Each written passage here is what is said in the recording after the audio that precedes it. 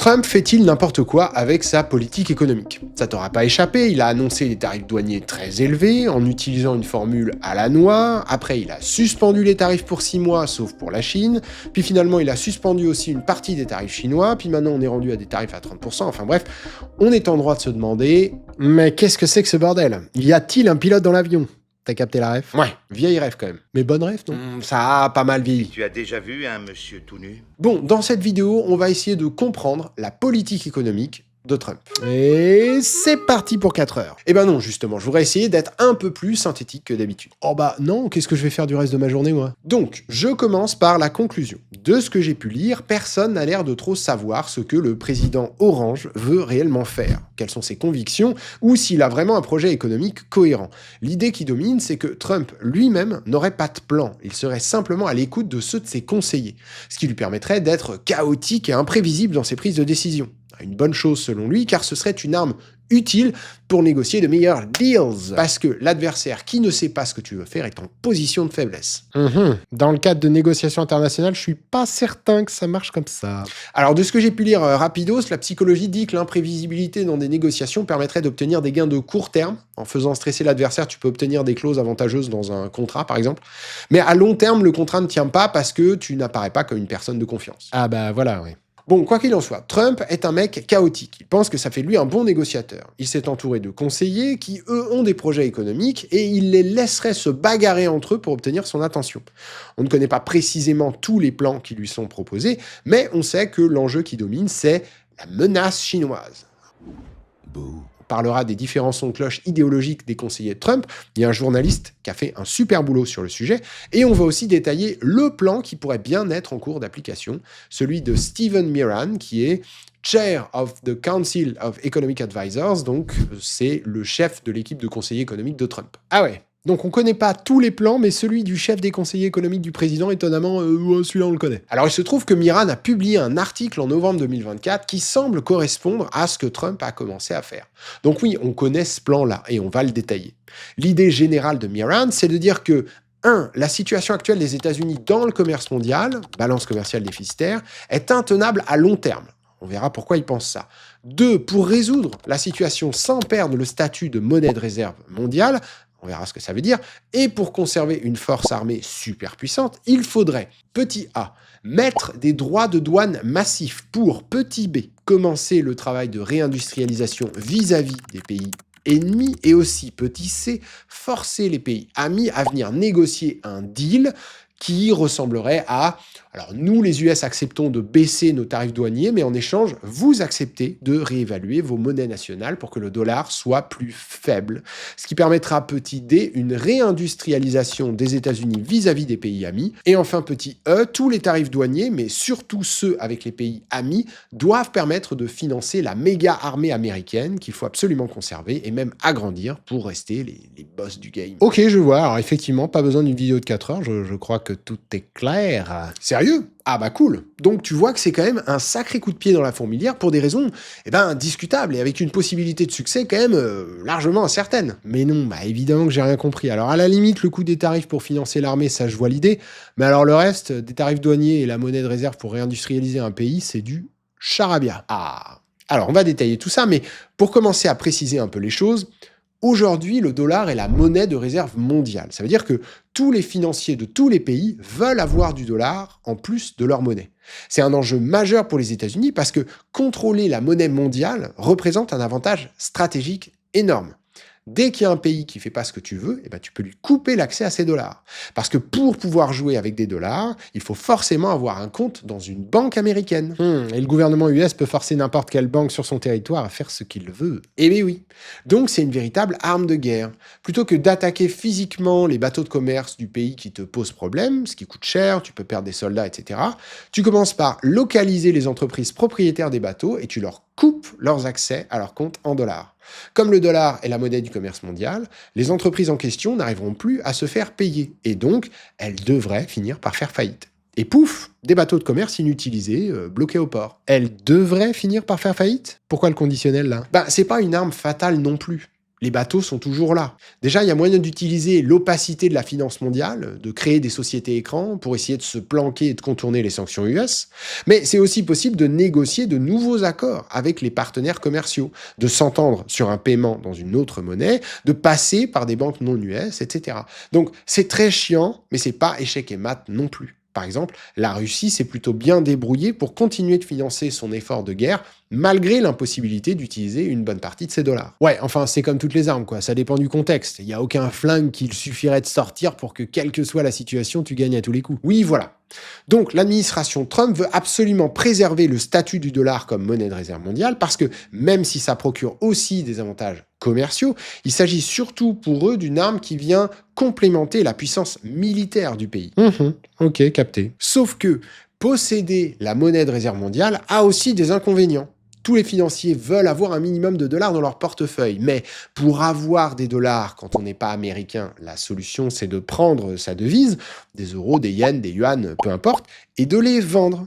Donc d'une manière générale, le monde non américain a tendance à vendre ses monnaies pour acheter des dollars. Du coup, le dollar est plutôt une monnaie forte, qui s'apprécie face aux autres. Une monnaie forte, c'est cool pour acheter des produits étrangers, qui du coup ne coûtent pas trop cher, mais c'est pas cool pour inciter des financiers à payer pour installer des usines aux États-Unis. Parce que comparativement à partout ailleurs, eh bien les salaires des Américains, qu'il faut payer en dollars, sont particulièrement élevés. L'idée de Miran, c'est de dire que à la fois on veut que le dollar reste la monnaie que tout le monde veut acheter, la monnaie de réserve, c'est un avantage stratégique ultra important, mais à la fois on veut que le dollar soit plus faible vis-à-vis des autres monnaies, afin que les salaires US soient perçus comme moins élevés, que donc ça incite des financiers à venir payer pour des usines qui fabriquent du Made in USA. Le seul moyen de faire ça, ce serait de manipuler la valeur des monnaies des autres pays en utilisant la puissance des banques centrales.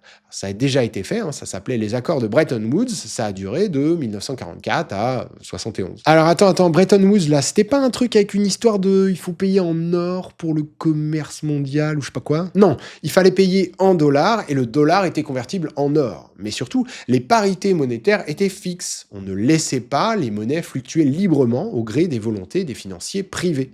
Non seulement les financiers privés, donc les banques et puis les fonds d'investissement, étaient très limités dans ce qu'ils avaient le droit de faire, ils étaient beaucoup moins gros et puissants qu'aujourd'hui, mais en plus, les financiers étatiques, donc les banques centrales, intervenaient largement pour que les taux de change entre les monnaies restent fixes. Si le plan de Miran ne propose pas du tout d'en revenir à une régulation forte des flux financiers privés, il propose en revanche de réintroduire les interventions publiques. Donc le nouveau Bretton Woods permettrait à la fois d'avoir le dollar comme monnaie de la finance mondiale, monnaie de réserve, et surtout des parités monétaires plus avantageuses pour l'industrie US, c'est-à-dire un dollar plus faible. Un dollar plus faible. Dollar plus faible qui permettrait de construire des usines US. Parce que quoi déjà? Regarde, actuellement, 1 dollar égale 88 centimes d'euros. Donc le salarié allemand payait 55 000 euros par an, en dollars, il est payé 65 000. Bon, en face, le travailleur américain moyen, il est payé plutôt 82 000 K. Donc, go faire construire tes usines en Allemagne, c'est moins cher. Ouais. Mais si maintenant on disait que 1 dollar égale 50 centimes d'euros, bah là, le salaire du travailleur allemand, il passe à 110 000 dollars, largement au-dessus du salaire de l'américain moyen. Donc, go faire construire tes usines aux US. Et c'est aussi simple que ça, il n'y a pas des histoires de taxes différentes, de lois différentes, de gouvernance des entreprises différentes, de filières scolaires qui forment des ouvriers qualifiés, du fait qu'en Allemagne, il y a des fleuves qui connectent à des ports ultra balèzes, qui permettent ensuite d'exporter facilement. Enfin, je veux dire, l'Allemagne, puissance industrielle, c'est pas juste une histoire de taux de change, si? Ah non, bien sûr, t'as complètement raison. Et on va en reparler, la désindustrialisation des US n'est pas uniquement due à une affaire de taux de change défavorable. Le consensus en économie, c'est qu'une industrialisation réussie nécessite une véritable politique industrielle, c'est-à-dire un gouvernement qui agit à de nombreux niveaux, infrastructures, subventions diverses, formation, régulation, etc. Mais le plan de Miran, en tout cas celui auquel on a accès, est uniquement macro-financier. C'est juste un document de 40 pages, on est très loin de la stratégie complète qui boucle à tous les niveaux. Miran lui-même ne s'en cache pas, il écrit partout dans son document que ce qu'il propose est limité et incertain. Mais il n'empêche que pour le moment, Trump n'a pas l'air de vouloir compléter cette approche macro-financière par autre chose. C'est sûrement lié aux différents sons de cloche qu'il entend de la part de ses conseillers. La team Free Market doit lui parler davantage que la team interventionnisme. La team Free Market ? Comment ça? Ok, on l'a dit, Trump ne décide pas seul. On a un super article du journaliste Tanner Greer qui a mené plus de 30 interviews en off avec, je cite, des assistants du Congrès, des membres de groupes de réflexion, d'anciens responsables de l'administration Trump, des membres de l'équipe de transition de Trump et des personnes nommées à des postes dans la seconde administration. Sa conclusion, c'est que 1. L'enjeu de la politique économique de Trump, c'est la Chine. L'administration du milliardaire Orange est persuadée que les US sont dans une position insoutenable face à la Chine et qu'il faut agir. Mais 2, il n'y a de consensus ni sur ce qui doit motiver la réponse américaine, ni sur ce à quoi elle devrait ressembler. Et ce serait pour ça que Trump ferait un peu n'importe quoi. Il met des tarifs, il les retire. En fait, ce serait parce qu'on lui soufflerait plusieurs sons de cloche. Du coup, un coup il écoute les uns, un coup il écoute les autres. C'est le merdier. C'est ça. La thèse de Greer, c'est que Trump aime s'entourer de conseillers qui se bouffent le nez pour obtenir l'attention du grand chef. Comme ils sont pas d'accord entre eux et que les favoris de Trump peuvent changer, le résultat est assez chaotique. Mais également, comme on l'a dit, Trump semble penser que ce chaos est une très bonne chose. Ça le rend imprévisible et donc menaçant. Et il estime que c'est de cette manière qu'il obtiendra les meilleurs deals. Ouais, finalement, tout est dans sa photo officielle, en fait. Bon alors, avant de rentrer dans le dur de la stratégie de Miran, qui est peut-être à l'œuvre aux US, on va rapidement faire un point sur les avis des conseillers de Trump. Encore une fois, on s'appuie sur le travail de Tanner Greer, qui a créé une classification de leurs différentes opinions. Tu vas voir que c'est très éclairant. Ok, let's go. Première grille de lecture, l'aspect géopolitique. Les conseillers de Trump sont tous d'accord pour dire que la puissance militaire des États-Unis est clé. Il faut rester une puissance militaire. Mais d'un côté, il y a les optimistes qui pensent que les US peuvent et doivent rester l'hégémon militaire mondial, sous-entendu, il faut mettre le paquet niveau dépenses militaires pour rester loin devant la Chine. Et de l'autre, les pessimistes qui pensent qu'il est impossible de rester l'hégémon. Pour eux, il faut se contenter d'être le plus puissant de son groupe d'alliés. Sous-entendu, la Chine sera une puissance militaire rivale équivalente aux US, elle dominera son groupe d'alliés à elle. Ah ouais. Donc il y en a qui pensent que les US doivent arrêter d'être le gendarme du monde, quoi. Exact. Et il semble que Trump écoute plutôt cela pour le moment. Se désengager en Ukraine, ne pas forcément intervenir à Taïwan. Mais ça pourrait se retourner. Ensuite, il y a ceux qui parlent le langage du pouvoir et ceux qui parlent celui de la morale. Pourquoi les US devraient-ils rester une puissance militaire? Pour certains, c'est une question de pouvoir.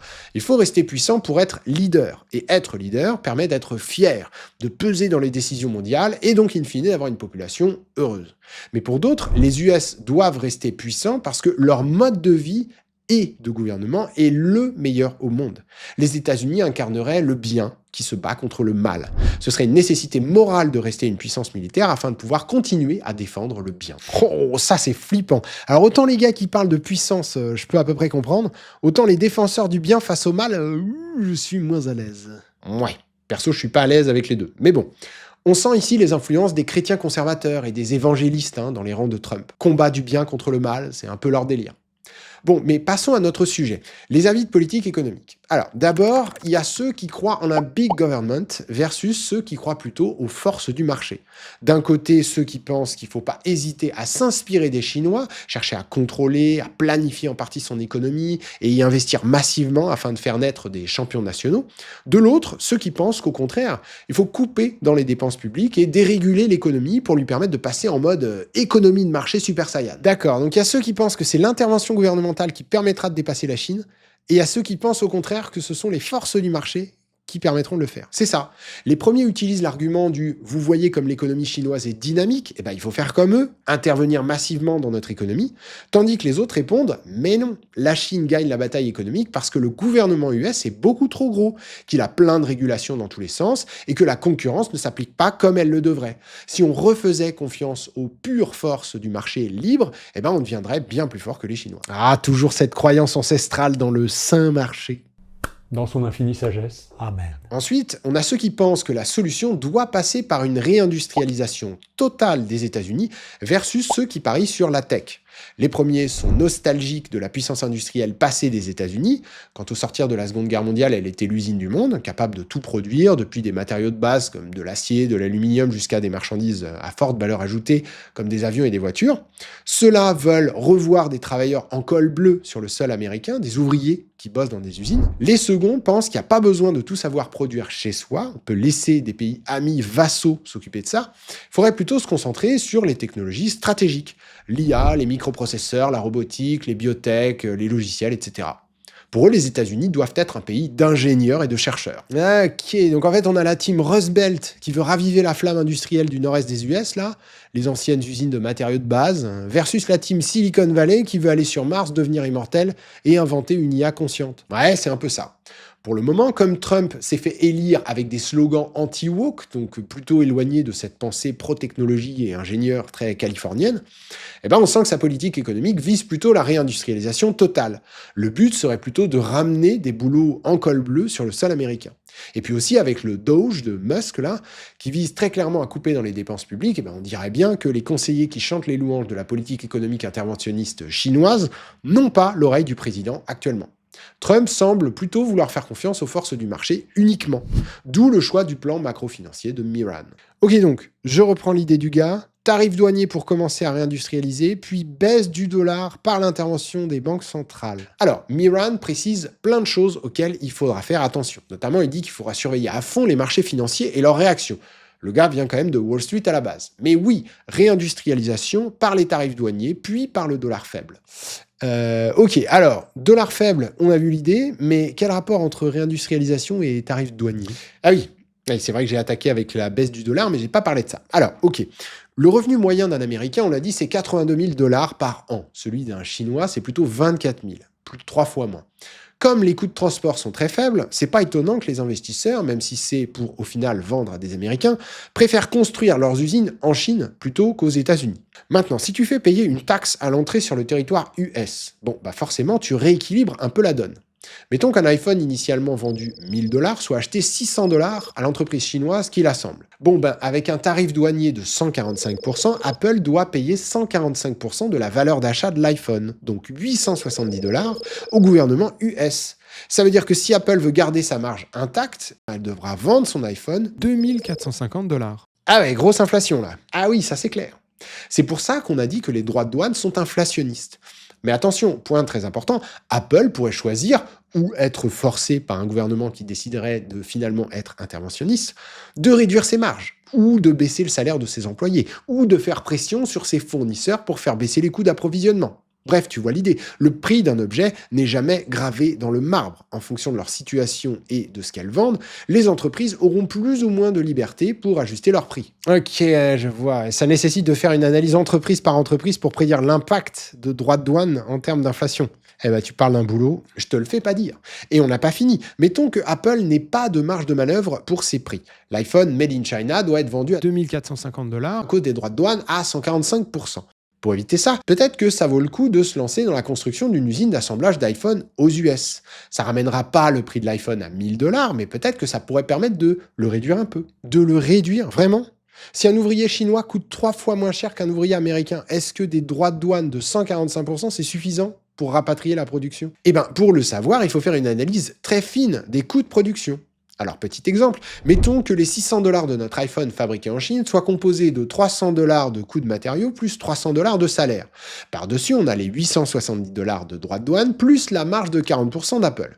On retombe sur notre prix de vente à 2 450 $.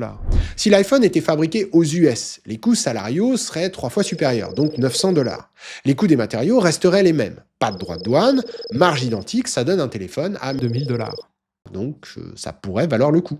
Ah ouais, truc de ouf. Mais ça marche parce que la part du coût salarial dans la production de l'iPhone est de 50%. Si cette part est en réalité de 75%, le calcul n'est plus favorable à une production made in USA. Donc on retombe sur le fait qu'il faudrait faire une analyse hyper précise des coûts de chaque entreprise pour connaître l'impact réel des tarifs douaniers. Sans compter qu'on ne sait pas combien Apple peut vendre d'iPhone à un prix 100% plus élevé. Peut-être qu'il faut augmenter la marge. Dans notre exemple, on a aussi considéré que le coût des matériaux resterait inchangé, mais en vrai, ils seront importés pour la majorité d'entre eux, donc soumis à des droits de douane. Il faut absolument en tenir compte. Et puis, construire une usine sur le sol américain, c'est un coût supplémentaire qu'il faut aussi inclure dans le prix de vente. Sans compter que l'usine mettra des années à sortir de terre. Les tarifs seront-ils toujours là quand ce sera le cas? Trump change d'avis toutes les semaines, et il est là que pour 4 ans. Enfin, a priori. Ah ouais, l'enfer. Ouais, c'est impossible de prédire l'impact des tarifs, en fait. On se noie dans la complexité des chaînes d'approvisionnement des entreprises. Alors si, c'est possible, mais ça nécessite de créer un ministère de la réindustrialisation, d'embaucher quantité de fonctionnaires qui démêlent cette complexité pendant des mois, qui discutent avec les entreprises afin d'aboutir à des tarifs ultra précis, ultra ciblés, qui permettraient effectivement une réindustrialisation dans certains secteurs. Et aussi, au passage, les revenus des tarifs douaniers pourraient permettre de payer pour tout ou partie de cet hypothétique ministère. Bon, peut-être que certains conseillers de Trump sont pour ce type d'approche, mais ils sont dans la team Big Government, embauche de fonctionnaires, plus d'implication de l'État dans le tissu économique. Ouais, donc clairement pas dans la team que Trump écoute en ce moment. Non, clairement pas. Et c'est là qu'on retombe sur le plan de Miran. Le but des tarifs douaniers hyper élevés, pour tout le monde, c'est de forcer les pays à venir négocier un accord monétaire. Pour des pays ennemis comme la Chine, où on ne pense pas qu'ils négocieront, les tarifs sont d'abord un outil d'exclusion du commerce avec les États-Unis, qui créeront, alors de l'inflation dans un premier temps, mais aussi, on l'espère, un besoin de substitution qui devrait permettre de réindustrialiser un minimum.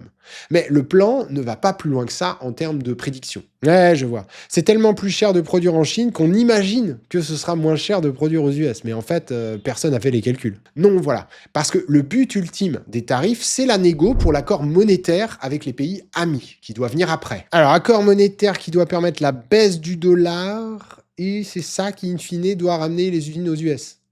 C'est les deux à la fois en fait. La réindustrialisation est permise par le dollar faible vis-à-vis des pays amis qui signent l'accord monétaire, tandis qu'elle est permise par les tarifs élevés pour les pays ennemis qui ne le signent pas. Ok, mais alors attends. Donc, c'est bien foutu son truc de tarif là ? Enfin, je veux dire, ça tient la route ? Alors, comme on l'a vu, sans une analyse très très fine, c'est impossible de savoir si des tarifs aussi élevés avec la Chine vont permettre quoi que ce soit d'autre que de l'inflation. La Chine va évidemment réagir, mais on ne sait pas comment. On fait du billard à 675 bandes, là. Trump donne un grand coup de pied dans la fourmilière du commerce mondial, crée un bordel monstre, force le monde à se réorganiser et est persuadé que la nouvelle organisation lui sera plus favorable que l'actuelle. Il vise un gouvernement plus petit, une armée financée en partie par ses tarifs, une réindustrialisation permise par ces mêmes tarifs et un dollar plus faible. On aboutirait à un commerce mondial qui deviendrait multipolaire. Il y aurait la team des amis qui bénéficierait de la protection de l'armée américaine, de tarifs préférentiels et d'un accord monétaire, versus la team ennemie qui, eux, n'auraient rien de tout ça. Miran envisage aussi une team neutre avec des tarifs un peu moins élevés, mais pas de protection militaire. Super. Ok, alors, j'essaie de résumer ce que j'ai compris.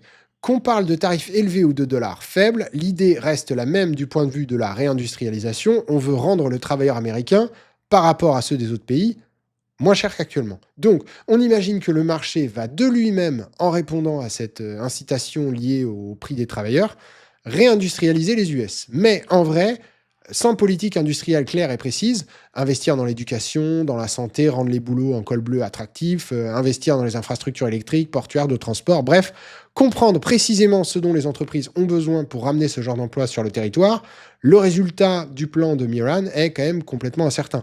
Sans compter qu'on ne sait pas comment les pays ennemis vont réagir, ni les pays amis d'ailleurs, ni si les pays amis vont accepter le deal du dollar faible. Exactement.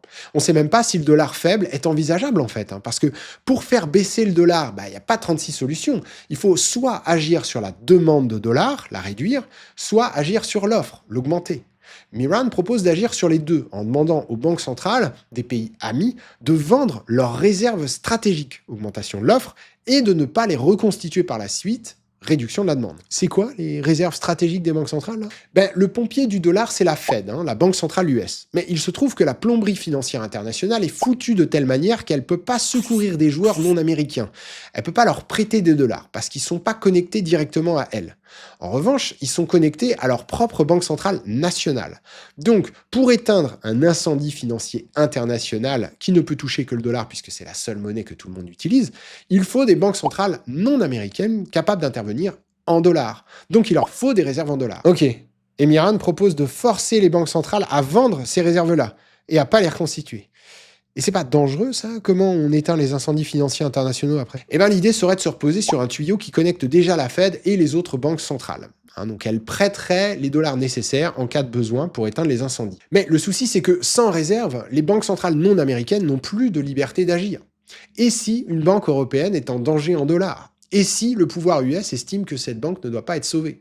Tu vois l'idée? Ok, ouais, il y a une perte de souveraineté, quoi. C'est plus toi qui décides de ce qu'est un incendie financier ou non sur ton territoire national. Faut demander la permission à la Fed. C'est ça. Donc pas évident d'accepter un truc pareil. Et puis aussi, pas évident que la vente des réserves des banques centrales soit suffisante pour faire baisser le dollar de manière significative et permanente. Peut-être que ça n'aurait qu'un impact temporaire. S'il fallait maintenir un flux vendeur constant, les banques centrales étrangères finiraient par épuiser leurs cartouches. La Fed pourrait prendre le relais, elle dispose d'une planche à billets en dollars, donc ses munitions sont infinies, mais il y aurait un enjeu d'inflation. Oh, alors, je croyais que l'inflation venait pas de la planche à billets. Alors, pour la 1000e fois, la planche à billets commence toujours par permettre l'emploi des capacités de production non utilisées. L'usine qui produit à 80% de sa capacité va être incitée à grimper à 100% grâce à la nouvelle demande permise par la planche à billets. Par contre, une fois les 100% atteints, là, on a deux options possibles. Soit la planche à billets incite à augmenter la taille de l'usine, soit elle incite à grimper les prix, soit un mélange des deux. Évidemment, c'est du cas par cas, ça dépend des secteurs. L'enjeu ici, c'est qu'un bon usage de la planche à billets pour permettre le développement économique d'un pays, ça se fait tout en finesse. Il faut faire circuler la monnaie aux bons endroits, là où il y a des capacités non utilisées, là où il y a un besoin de construction. Ça passe fort probablement par des études détaillées. Bref, ça n'a rien à voir avec une politique qui consisterait simplement à regarder la courbe de la valeur du dollar et à continuer d'en créer tant que la courbe ne baisse pas. Ok. Ouais, donc l'objectif de surveiller l'inflation pourrait clasher avec celui de viser un dollar faible. Ouais, tu pourrais avoir besoin d'injecter plus de dollars dans les tuyaux que ce dont l'économie a besoin pour son développement. C'est ça. Et puis également, le dollar est la monnaie de réserve mondiale pour des raisons qui ne sont pas complètement claires. Alors il y a des raisons historiques. La domination des États-Unis après la Seconde Guerre mondiale, les accords de Bretton Woods qui ont de facto fait du dollar la monnaie du commerce mondial jusqu'en 71. Des raisons techniques aussi, les marchés financiers US sont très développés et puis étendus, ils sont très profonds. Ça veut dire qu'il y a plein de produits financiers libellés en dollars à acheter pour les financiers. Oui, parce que quand on dit que tous les financiers veulent des dollars, en vrai, ils veulent des dollars pour soit alors payer une facture en dollars, commerce mondial, soit pour acheter des produits financiers US. Et puis aussi, il faut que les financiers aient confiance dans les institutions US. Pas de statut de monnaie de réserve sans confiance dans le fait que le gouvernement ne va pas pondre une loi pour vous exproprier. D'ailleurs, c'est contradictoire. Le dollar est une arme parce qu'on peut menacer les autres pays de les en priver, mais quand on le fait, du coup, les financiers du monde perdent confiance dans le fait que le dollar est une bonne monnaie de réserve, puisque visiblement, on peut leur en couper l'accès. Donc en fait, l'administration Trump, là, avec leur gestion chaotique sans trop dire leur plan, le fait de gouverner via des executive orders plutôt que de laisser le Parlement débattre des lois, ça va dans le sens de saper la confiance dans le dollar. Exactement.